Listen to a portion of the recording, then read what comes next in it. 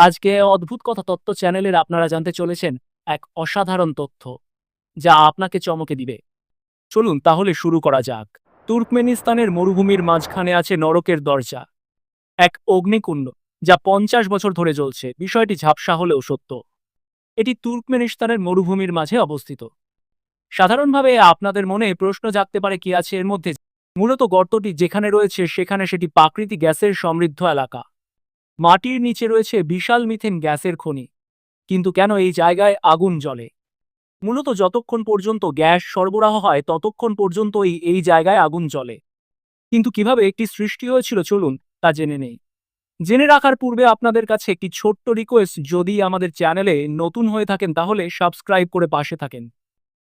1971 সালে Soviet drilling দল যখন তেল বা গ্যাস অনুসন্ধান করছিল, তখন মাটি ধসে পড়ে এবং একটি গর্ত তৈরি হয়। গর্ত থেকে বিপুল পরিমাণ মিথেন গ্যাস বের হতে থাকে। গ্যাস বিষাক্ত হওয়ায় পরিবেশ রক্ষা করার জন্য বিজ্ঞানীরা সেটিকে ইচ্ছাকৃতভাবে আগুন ধরিয়ে দেন, যেন কয়েকদিনে শেষ হয়ে যায়। কিন্তু সমস্যা তা আজও।